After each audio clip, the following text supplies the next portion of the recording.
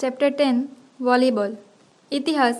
Volleyball આંતરરાષ્ટ્રીય રમત છે જે ખુલ્લા મેદાનમાં તેમજ ઊંચી છતવાળા મોટા હોલની અંદર એટલે કે ઇન્ડોર એમ બંને સ્થાને રમી શકાય છે. ઈસવીસન 1895માં વોલીબોલની રમતની શરૂઆત કરવાનું શ્રેય અમેરિકાના પ્રો વિલિયમ જી મોર્ગનને ફાળે જાય છે. શરૂઆતમાં આ રમતનું નામ મિન્ટોનેટ રાખવામાં આવ્યું. ત્યારબાદ શ્રી મોર્ગનના સહકાર્યકર્તા શ્રી એડી હેલ્સ્ટડની સલાહ મુજબ આ રમતનું નામ બદલીને વોલીબોલ રાખવામાં આવ્યું, કારણ કે આ રમતમાં દડાને હવામાં અદ્ધર રાખીને જ રમવાનું હોય છે અને દડાને હવામાં અદ્ધર રમવાના કૌશલ્યને અંગ્રેજીમાં વોલી કહેવામાં આવે છે, એટલે આ રમતને વોલીબોલ નામ આપવામાં આવ્યું. ભારતમાં વોલીબોલની રમત શરૂ કરવાનું શ્રેય ચેન્નઈ એટલે કે મદ્રાસની young men's Christian association YMCA સંસ્થાને જાય છે. ખૂબ જ ઓછી જગ્યામાં ઓછા સાધનોથી ઓછા ખર્ચે રમી શકાય એવી રમત હોવાને કારણે તે ભારતમાં ખૂબ જ ઝડપથી લોકપ્રિય થઈ છે. આજે શાળા કોલેજોમાં વોલીબોલના મેદાનની સગવડ હોવાથી શહેરો ઉપરાંત ગામડાઓમાં પણ આ રમત રસપૂર્વક રમાય છે. ઈસવીસન 1953માં વોલીબોલ રમતના નિયમો મુજબ શ્રી RS કિરપ્પા નારાયણની અથાગ મહેનતથી પ્રથમ ઓલ ઇન્ડિયા ટુર્નામેન્ટ યોજાઈ હતી. આ રમતનું રાષ્ટ્રીય કક્ષાએ સંકલન કરવા માટે વોલીબોલ ફેડરેશન ઓફ ઇન્ડિયાની સ્થાપના સન ઈસવીસન 1951માં કરવામાં આવી.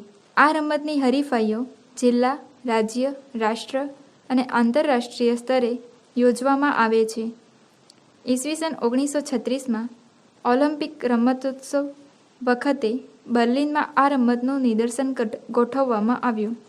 ઈસવીસન 1939માં વર્લ્ડ યુનિવર્સિટી રમતોત્સવમાં વોલીબોલનો સમાવેશ થયો અને ઈસવીસન 1947માં ઇન્ટરનેશનલ વોલીબોલ ફેડરેશનની સ્થાપના થઈ અને સ્પર્ધાના નિયમો ઘડવામાં આવ્યા. ભાઈઓ માટે પ્રથમ વર્લ્ડ વોલીબોલ ચેમ્પિયનશિપ ઈસવીસન 1949માં ઝેકોસ્લોવેકિયામાં યોજવામાં આવી હતી. તેમાં રશિયા વિજયી બન્યું હતું. ઈસવીસન 1954માં એશિયન વોલીબોલ ફેડરેશનની સ્થાપના કરવામાં આવી અને ઈસવીસન 1955માં પ્રથમ એશિયન વોલીબોલ ચેમ્પિયનશિપ જાપાનમાં ટોક્યો મુકામે યોજવામાં આવી હતી. આ ચેમ્પિયનશિપ ભારતે જીતી હતી. ઈસવીસન 1958માં ટોક્યો મુકામે આયોજિત ત્રીજા એશિયન રમતોત્સવમાં વોલીબોલનો સમાવેશ કરવામાં આવ્યો હતો. ભારતે સૌપ્રથમ વોલીબોલ ચેમ્પિયનશિપમાં ભાગ લીધો હતો. ઈસવીસન 1964માં ઓલિમ્પિક રમતોત્સવમાં પણ 3 દેશો અનુક્રમે રશિયા, ઝેકોસ્લોવેકિયા અને જાપાન વિજેતા બન્યા હતા. વોલીબોલ રમતનું મેદાન. 1. મેદાન. વોલીબોલ રમતનું મેદાન 18 મીટર લાંબુ અને 9 મીટર પહોળું હોય છે તથા ફરતે 3 મીટર મુક્ત પ્રદેશ હોય છે. ઉપરની બાજુ 7 મીટર જેટલી ઊંચાઈ સુધી ખુલ્લી જગ્યા હોવી જોઈએ.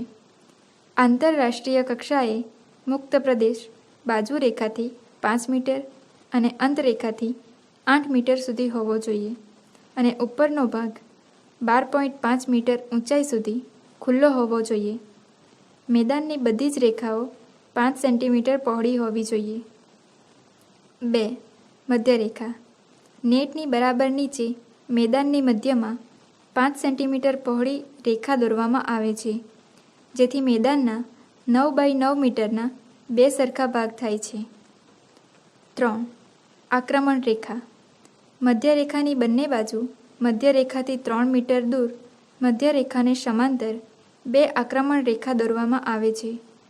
મેદાનની બહારની બાજુ તેને 1.75 મીટર તૂટક લંબાવવામાં આવે છે.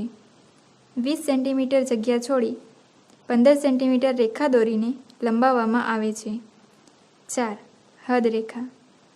2 બાજુ રેખાઓ તથા 2 અંતર રેખાઓથી રમવા માટેનું મેદાન દોરવામાં આવે છે. આ રેખાઓ મેદાનના ભાગરૂપે હોય છે. 5. સર્વિસ પ્રદેશ. અંતરેખાથી પાછળથી સર્વિસ કરવામાં આવે છે. તેને સર્વિસ પ્રદેશ કહેવામાં આવે છે. સાધનોનો પરિચય. 1. થાંભલા. વોલીબોલમાં નેટને બાંધવા માટેના થાંભલા મધ્ય રેખાની સીધમાં અને બાજુ રેખાથી 1 મીટર દૂર રાખવામાં આવે છે, જે જમીનથી 2.55 મીટર ઊંચાઈના ગોળ અને લીસા હોવા જોઈએ. 2. નેટ. 9.50 મીટરથી 10 મીટર લાંબી અને 1 મીટર પહોળી 10 બાય 10 સેન્ટીમીટરના ચોરસ ખાનાવાળી હોય છે.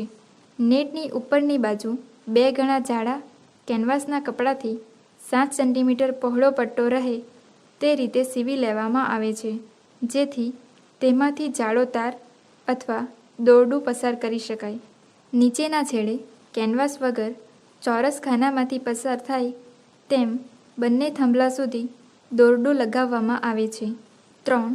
દર્શક પટ્ટા. નેટ ઉપર બંને બાજુ રેખા અને મધ્ય રેખાને કાટખૂણે 2 દર્શક પટ્ટાઓ વચ્ચે 9 મીટર અંતર રહે તેમ રાખવામાં આવે છે, જે 1 મીટર લાંબા અને 5 સેન્ટીમીટર પહોળા સફેદ રંગના હોય છે, જે નેટના ભાગરૂપ ગણાય છે. 4. એન્ટેના. એન્ટેના 1.80 મીટર લાંબી અને 10 મિલીમીટરના વ્યાસવાળી ગોળ ફાઇબર ગ્લાસ અથવા તેના જેવા પદાર્થની બનાવટવાળી હોય છે. એન્ટેના દર્શક પટ્ટાની બહારની ધાર પર નેટ ઉપર બંને છેડે વિરુદ્ધ બાજુએ એવી રીતે લગાડવામાં આવે કે જેથી 80 સેન્ટીમીટર એન્ટેના નેટની ઉપર રહે. એન્ટેનાને 10 બાય 10 સેન્ટીમીટરના અંતરે 2 ભિન્ન રંગોથી રંગવામાં આવે છે. એન્ટેના નેટનો જ ભાગ ગણાય છે. 5. દડો. નરમ ચામડાની બનાવટવાળો 4 નંબરનો હોય છે, જેમાં અંદરની બાજુ રબરની બ્લેન્ડર રાખવામાં આવે છે. દડાનો રંગ આછો અને એક જ પ્રકારનો હોવો જોઈએ. દડાનો ઘેરાવો 65 સેન્ટીમીટરથી 67 સેન્ટીમીટર અને વજન 260 ગ્રામથી 280 ગ્રામ હોય છે. સાધનો. મુખ્ય પંચ માટે સ્ટેન્ડ, લાઇનિંગ મશીન, ગુણપત્રક, વિસલ, દોરી, હવા માપવાનું યંત્ર, ચૂનો, હવા ભરવાનો પંપ, સ્ટોપવોચ, ટેબલ ખુરશી વગેરે સાધનો હોય છે. કૌશલ્ય. 1. સર્વિસ. પોતાના મેદાનની અંતરેખાની બહારથી એક હાથ વડે દડાને હવામાં ઉછાળી બીજા હાથની મુઠ્ઠી કે હથેળીના કોઈપણ ભાગથી ફટકારી નેટ ઉપરથી સામા પક્ષના મેદાનમાં મોકલી રમત શરૂ કરવાના કૌશલ્યને સર્વિસ કહેવામાં આવે છે. સર્વિસના નીચે પ્રમાણે પ્રકારો હોય છે. 1. સાદી સર્વિસ. સર્વિસ પ્રદેશમાં ખેલાડી મેદાનની તરફ ઊભો રહી એક પગ આગળ મૂકી એક હાથે દડાને ઉછાળી બીજા હાથને ઝોલો આપી હથેળીના ઉપરના ભાગ વડે નીચેથી ફટકારી નેટ ઉપરથી સામા પક્ષના મેદાનમાં મોકલે છે. આ ક્રિયાને અંડરહેન્ડ સર્વિસ પણ કહેવામાં આવે છે. 2. Tennis service.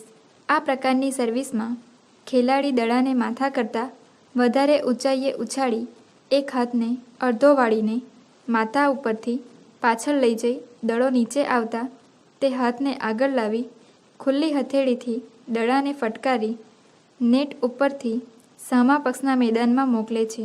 આ પ્રકારની સર્વિસને ઓવરહેડ સર્વિસ પણ કહેવામાં આવે છે. 3. Side arm service. ખેલાડીએ પોતાનો ડાબો પગ અને ડાબો ખભો નેટ તરફ આવે તેમ રહી દડાને ઊંચે ઉછાળી નીચે આવતા દડાને જમણા હાથને બાજુ પર લઈ જઈ નેટ તરફ લાવી નીચે આવતા દડાને ખુલ્લા હાથે ફટકારી સામા પક્ષના મેદાનમાં મોકલે છે. 4. Round arm service.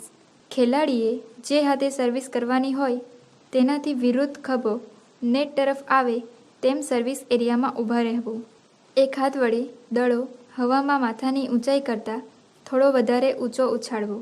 બીજા હાથને ખભામાંથી નીચેથી ઉપર તરફ ચક્ર ગતિ આપી નીચે આવતા દડાને ખુલ્લી હથેળીથી એવી રીતે ફટકારવો કે જેથી દડો નેટ પરથી સામા પક્ષના મેદાનમાં જાય.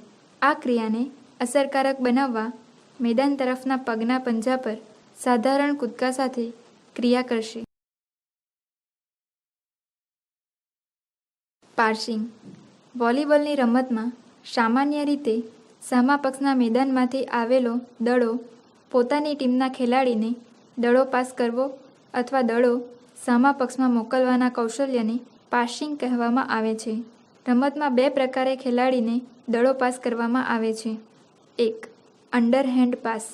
રમત દરમિયાન સામા પક્ષમાંથી આવેલો દડો કમર કરતાં નીચો હોય ત્યારે અંડરહેન્ડ પાસનો ઉપયોગ કરવામાં આવે છે. આ પાસ ખેલાડીના બંને પગ ખુલ્લા ઘૂંટણમાંથી સહેજ વળેલા રાખી એક હાથની મુઠ્ઠી વાળી તેના પર બીજા હાથની હથેળી નીચે રાખવી. બંને હાથને નજીકમાં સીધા રાખી બંને હાથથી દડો કાંડાથી કોણી સુધીના ભાગમાં લઈ જઈ પાસ કરે છે. આ ક્રિયા વખતે ખેલાડી ઘૂંટણ સીધા કરી દડો પાસ કરશે. આ પાસમાં 2 હાથનો ઉપયોગ થતો હોવાથી 2 હેન્ડ અંડરહેન્ડ પાસ પણ કહે છે. 2. Overhead pass. રમત દરમિયાન સામા પક્ષમાંથી માથાની ઊંચાઈએ કે ઉપરથી દડો આવતો હોય તે સમયે માથા ઉપર બંને હાથના આંગળાઓ વડે નમવાની ક્રિયાને ઓવરહેડ પાસ કહેવામાં આવે છે. આ પાસમાં દડાને રમવા માટે બંને પગ સહેજ વળેલા, કમર સીધી, હાથ કોણીમાંથી વળેલા, અંગૂઠા અંદરની બાજુ અને આંગળીઓ બાજુ પર રાખી દડો જ્યારે કપાળની સામે આવે ત્યારે આંગળીઓના ટેરવા વડે પસાર કરવામાં આવે છે, જેને 2 હેન્ડ ઓવરહેડ પાસ પણ કહેવામાં આવે છે. સેટિંગ. વોલીબોલની રમતમાં સ્મેશિંગ કરવા સ્મેશર માટે દડાને નેટ પાસે યોગ્ય રીતે ગોઠવવાના કૌશલ્યને સેટિંગ અથવા સેટઅપ કહે છે. 1. ઊંચો સેટઅપ એટલે કે હાઈ સેટઅપ. દડાને ઊંચે ઉછાળીને સેટ કરવાના કૌશલ્યને ઊંચો સેટઅપ કહેવામાં આવે છે. આ કૌશલ્યમાં સેટઅપ કરનાર ખેલાડી સ્મેશિંગ કરનાર ખેલાડીની અનુકૂળતા મુજબ નેટથી વધારે 1.25 થી 1.50 મીટર ઊંચે દડાને સેટ કરવામાં આવે છે. 2. નીચો સેટઅપ એટલે કે લો સેટઅપ. આ કૌશલ્યમાં સ્પાઇકિંગ કે સ્મેશિંગ પર કાબૂ ધરાવનાર અને ઝડપી ખેલાડી માટે નેટની ઉપર 2 થી 3 ઇંચ ઊંચે દડાને ઓવરહેડ કે અંડરહેન્ડથી નેટ ઉપર સેટ કરવામાં આવે છે. યોગ્ય જગ્યાએ ઝડપથી નેટ પર દડો ગોઠવાય કે તરત જ સામા પક્ષનો રોક કરવાની કે વિચારવાની તક ન મળે તેમ સ્મેશિંગ કરનાર દડાને સામા પક્ષમાં ફટકારે છે. સ્મેશિંગ અથવા સ્પાઇકિંગ. નેટ ઉપર સેટ કરેલા દડાને સ્પાઇકર જમ્પ લઈ હાથ વડે ત્વરિત ગતિથી બળપૂર્વક સામા પક્ષના મેદાનમાં ફટકારે છે. તેને સ્મેશિંગ અથવા સ્પાઇકિંગ કહે છે. વોલીબોલ રમતમાં વધુ ગુણ મેળવવા આક્રમણ કરવા માટેનું અત્યંત ઉપયોગી કૌશલ્ય છે. આ કૌશલ્યનો ઉપયોગ આગળની હરોળના ખેલાડીઓ મહત્તમ કરે છે. સ્મેશિંગના 2 પ્રકાર છે. 1. One leg take off. 2. 2 legs take off. 1. One leg take off. Net ઉપર સેટ થયેલા દડાને નેટ ઉપરથી ફટકારવા સ્મેશ કરનાર ખેલાડી 2-3 કદમ દૂરથી દોડતી આવી એક પગે કૂદકો લઈ દડાને મજબૂત હાથની હથેળી વડે ત્વરિત ગતિથી બળપૂર્વક ફટકારી સ્મેશિંગ કરે છે. દડાને ફટકારતા મધ્યરેખા કે નેટમાં ફાઉલ ન થાય તેનું ધ્યાન રાખવું. 2. 2 લેગ્સ ટેક ઓફ. નેટ ઉપર સેટ થયેલા દડાને નેટ ઉપરથી ફટકારવા સ્મેશિંગ કરનાર ખેલાડી 2-3 કદમ દૂરથી દોડતા આવી બંને પગના પંજા ભેગા કરી બંને પગ વડે હવામાં કૂદકો લગાવી હથેળી વડે દડાને ત્વરિત ગતિથી બળપૂર્વક ફટકારે છે. ગુણ મેળવવા આ કૌશલ્ય ખૂબ અગત્યનું છે. બ્લોકિંગ એટલે કે રોક. સામા પક્ષના સ્પાઇકર વડે ફટકારેલા દડાને બચાવ પક્ષના નેટ પાસેના આગળની હરોળના ખેલાડીઓ દ્વારા હાથના પંજા વડે નેટ ઉપર જ રોકવાના કૌશલ્યને બ્લોકિંગ એટલે કે રોક કહેવામાં આવે છે. આ કૌશલ્યનો ઉપયોગ આગળની હરોળના નેટ પાસેના 3 ખેલાડીઓ જ કરી શકે છે. 1 ખેલાડી વડે રોક, 2 ખેલાડીઓ વડે રોક, 3 ખેલાડીઓ વડે રોક જેવી દડાને નેટ ઉપર રોકવાની પદ્ધતિઓ છે. બ્લોકિંગ કરવા માટે ત્વરિત નિર્ણય, યોગ્ય સમય અને ઊંચો કૂદકો એ મહત્વની બાબત તથા રોક કરનારનું ધ્યાન સામા પક્ષે સેટ થયેલા દડા પર રાખવું અગત્યની બાબત છે. વોલીબોલ રમતનું આ ઉત્તમ રક્ષણાત્મક કૌશલ્ય છે, જેના પ્રકારો 1. One man block, 2 2 man block, 3 3 man block છે. 1 1 મેન બ્લોક. સામા પક્ષ તરફથી સ્મેશ થયેલા દડાને નેટ ઉપર જ રોકવા માટે ખેલાડી નેટની દિશા તરફ મોં રાખી, પગ ઘૂંટણમાંથી સહેજ વાળેલા રાખી, હાથના પંજા ખુલ્લા રહે તે રીતે કૂદકા સાથે પ્રયાસ કરશે. એક ખેલાડી દ્વારા થતા બ્લોકને 1 મેન બ્લોક કહે છે. 2 2 મેન બ્લોક. સ્મેશિંગ થતા દડાને 2 ખેલાડીઓ સાથે રહી કૂદકા સાથે નેટ ઉપર રોકવાના કૌશલ્યને 2 મેન બ્લોક કહે છે. આ પદ્ધતિમાં સ્મેશ થયેલો દડો રોકાઈ જવાની શક્યતા વધુ હોય છે અને સામેની ટીમના આક્રમણને રોકી શકાય છે. 3 3 મેન બ્લોક. સામા પક્ષેથી સ્મેશિંગ થતા દડાને નેટ ઉપર જ રોકવા આગળની હરોળના 3 ખેલાડીઓ સાથે રહી કૂદકા સાથે હાથના પંજા ખુલ્લા રાખી પ્રયાસ કરશે. આ પદ્ધતિમાં દડો રોકાવાની શક્યતા વધુ રહેલી છે. આ કૌશલ્ય સામા પક્ષના આક્રમણને રોકવા રક્ષણાત્મક રીતે ઉપયોગી છે. Net recovery. રમત દરમિયાન નેટમાં અથડાતા દડાને કુનેહપૂર્વક ઉઠાવી તેને રમતમાં પાછો લાવવાના કૌશલ્યને નેટ રિકવરી કહેવામાં આવે છે. નેટ પાસેના આગળની હરોળના 3 ખેલાડીઓએ નેટમાં અથડાતા દડાને ઉઠાવવા માટે તૈયાર રહેવું જોઈએ. નેટમાં અથડાયેલો દડો નીચે પડે તે પહેલાં બીજા સ્પર્શ વડે તેને પોતાના મેદાનમાં ઊંચે અથવા સામા પક્ષના મેદાનમાં પાસ કરશે.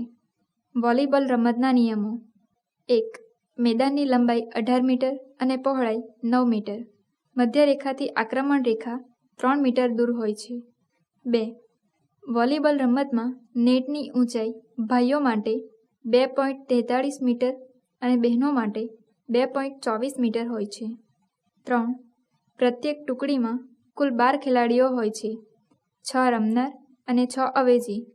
4 વોલીબોલ રમતની શરૂઆત સિક્કા ઉછાળથી થાય છે.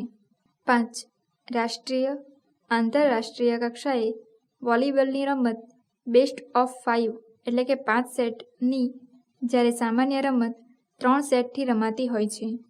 5 સેટમાં 3 સેટ જીતનાર અને 3 સેટની રમતમાં 2 સેટ જીતનારને વિજેતા જાહેર કરાય છે. 6 મેદાનની ફેરબદલી દરેક સેટના અંતે થાય છે, તેમજ નિર્ણાયક સેટ વખતે 8 ગુણે ફેરબદલ કરવામાં આવે છે. 7 દરેક સેટ 25 ગુણનો હોય છે. 25 ગુણ પ્રથમ પ્રાપ્ત કરનાર ટીમ સેટ જીતી ગણાશે, પરંતુ બંને ટીમના 24-24 સરખા ગુણ થાય તો 2 ગુણનો તફાવત ન થાય ત્યાં સુધી રમત ચાલુ રહેશે. 8 બંને ટીમો 2-2 મેચ જીતે તો 5મો સેટ નિર્ણાયક સેટ ગણાય છે, જે 15 ગુણનો હોય છે. 9 દરેક ટીમ એક સેટ દરમિયાન વધુમાં વધુ 6 અવેજીકરણ કરી શકે છે. અવેજીકરણ એક સાથે અથવા અલગ અલગ સમયે લઈ શકાય છે. 10 સામા પક્ષમાં દડાને એક પક્ષ વધુમાં વધુ 3 પ્રયત્નોથી મોકલી શકશે. 11 કોઈપણ ખેલાડી દડાને સતત 2 વખત રમી શકશે નહીં. 12 ટાઈમ આઉટ. એક સેટમાં 2 ટાઈમ આઉટ પ્રત્યેક ટુકડીને આપવામાં આવે છે, જે 30 સેકન્ડનો હોય છે. 13 2 સેટ વચ્ચે વિરામ સમય 3 મિનિટનો હોય છે. નિર્ણાયક સેટ વખતે વિરામ સમય 10 મિનિટનો હોય છે. 14 સર્વિસ. વિસલ વાગ્યા પછી 8 સેકન્ડ સુધીમાં ખેલાડીએ સર્વિસ કરવાની રહેશે. 15 વોલીબોલમાં રમતનો સમય મુકરર કરવામાં આવેલ નથી. લિબ્રો. વોલીબોલની રમતમાં ખાસ રક્ષક ખેલાડી લિબ્રો તરીકે ઓળખાય છે, જે બ્લોકિંગ, સ્મેશિંગ કે સર્વિસ કરી શકતો નથી. તેનો ગણવેશ ટીમના બધા ખેલાડીઓ કરતાં અલગ રંગનો હોય છે. તે કેપ્ટન બની શકતો નથી. દડો મૃત હોય ત્યારે પાછલી હરોળના પોતાની ટુકડીના કોઈપણ ખેલાડીની જગ્યાએ લિબ્રો રમતમાં આવી શકે છે. ફેરબદલીની મર્યાદા હોતી નથી, પરંતુ એક રેલી પછી ફેરબદલ થઈ શકે છે. મેચ શરૂ થતાં પહેલાં લિબ્રો ખેલાડીની નોંધણી ગુણપત્રકમાં કરવી જોઈએ.